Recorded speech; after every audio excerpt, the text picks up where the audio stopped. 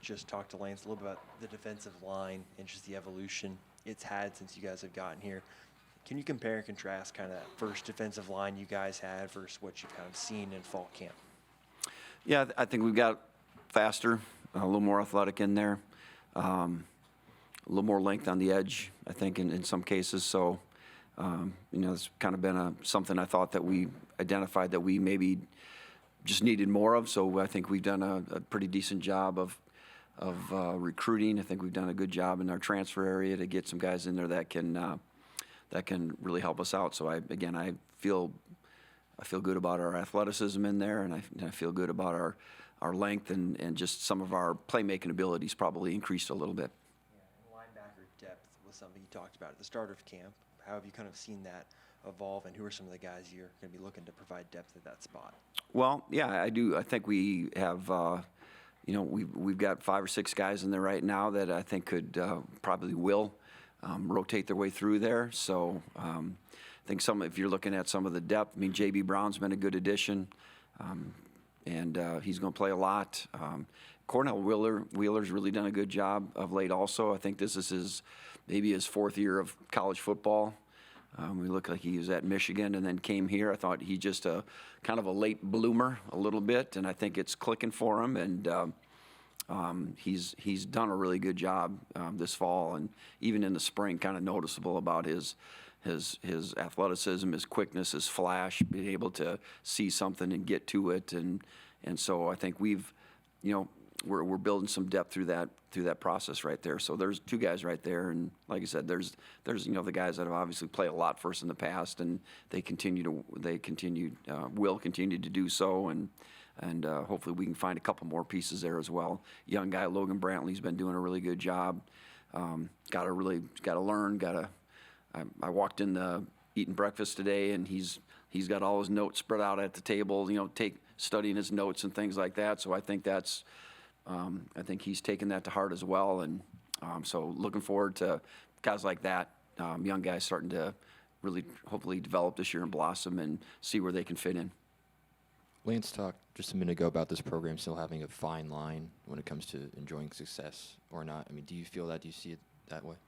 Yeah, I don't know that we have any reason to be overconfident for sure. So, and you want to take successes and gain confidence from those things, but always, we always talk about our, ultimately goals. We've never really arrived. There's always something more that we can do. So that doesn't minimize the success you might have, but it doesn't make you satisfied with just this is it. So our goals are just hopefully a little bit out of our reach all the time. So there's just always something more. But we do need to.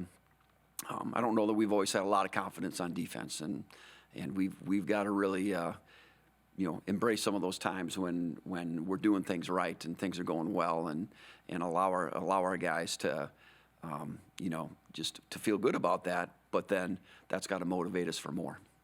With Jason Gilliam just having missed so much time last year and now coming back into fall camp and getting a new position, just what have you seen from him in the last few weeks? Well, I think Jason's finally got to the point where he's not limping around anymore. We've done a pretty good job of trying to manage his reps, because I think if it got to be too many, he would just develop some soreness. So I think we've kind of found the right combination of how many reps he should be taking. And so then I think he's been much more pain-free, and obviously then he can flourish a little bit more as well. So I should have maybe mentioned him before also when we talk about linebackers, because he's made that switch, and he's really doing a good job. He knows what's going on, and he's done all we've asked in terms of putting on some weight and really gaining some strength, and he's not afraid to stick his nose in there and do some things. So I think hopefully his best times are still ahead, but he's certainly factoring into some things right now too. I know you mentioned before, I think you guys were using linebackers to blitz more and get more pressure to the quarterback. Can you talk a little bit about how you guys are getting creative to, get pressure to the quarterback until you find if there is like that star rusher? Yeah, without saying too much, we have experimented around a little bit with some, trying to develop a linebacker we're just trying to see who can do it the best, the most natural. So I think we've got a couple guys that we're gonna maybe give a shot to some of those kind of things, and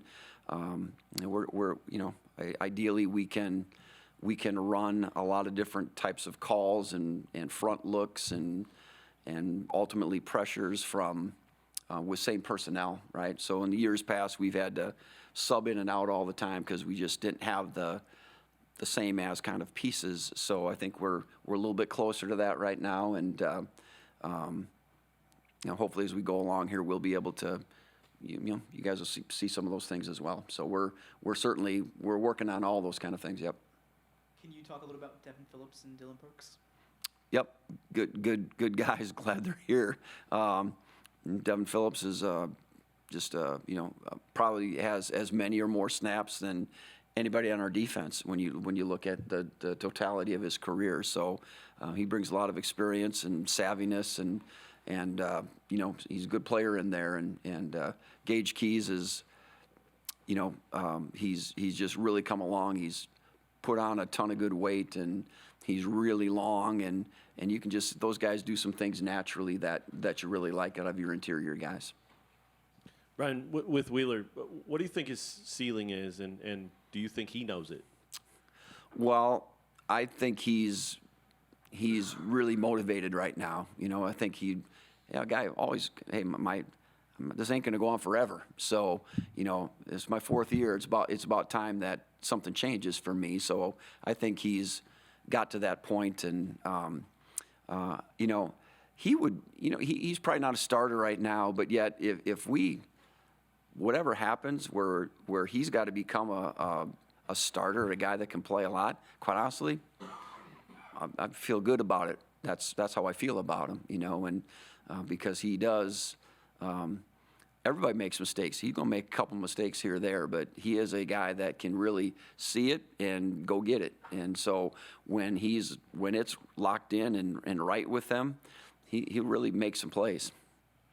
And maybe it's with him. I don't know. But do you have a favorite moment that jumps out from camp? Not just with him, but for you this camp. They're all different, right? Is there one for you, a guy that clicked or something that happened that was going to stick with you for a while? I don't know. This is just there's probably a lot of them, and just kind of enjoyment things. But I think of this is a walkthrough the other night that we were working on some of our sub package kind of things, and Cornell Wheeler was actually part of that, and we put a lot on that guy. You got to make so we're inputting a lot of new things, and our walkthroughs aren't always easy. I kind of make it kind of difficult where there's got to be checks made and guys got to see things, and we had a whole long script of walkthrough things, and he was kind of leading the show, and he was like just on a roll, like everyone, he's barking it out, and we're getting it done, and pretty soon it kind of noticed that and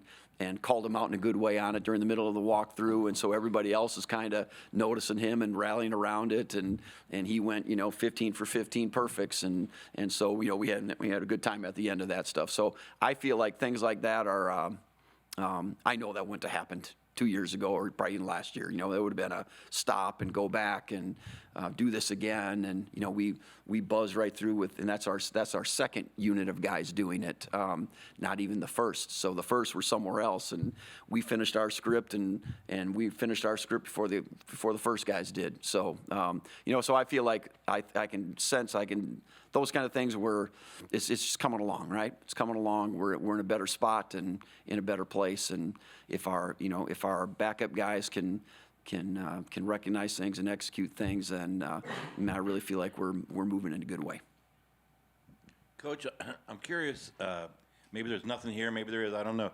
Does the wild finish of the bowl game with the extended overtimes, such a unique type of football with limitations and space and spacing and play calling, and does that change anything during the offseason at the coordinator level, playbook level, preparation level, when you have your moment to think about what could come again? Does that have any impact on the way you approach things?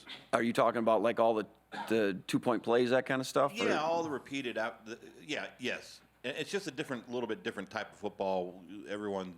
Yeah. It's not freewheeling like it is. Yeah.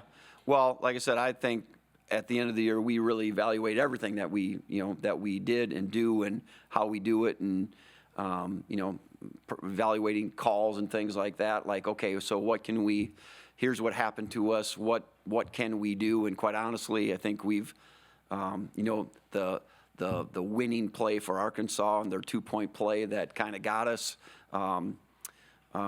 If we're in that same call again, I think we've got a better answer for a way to handle what happened to us, right? So I do think that's part of, I guess that's part of coaching, right? Is you better find something out, or else history's going to repeat itself. So I think we've done those things, and feel like again we've put together a good defensive package that our guys can know and execute, and made some little changes here or there that'll help us out for maybe just situations like that in particular.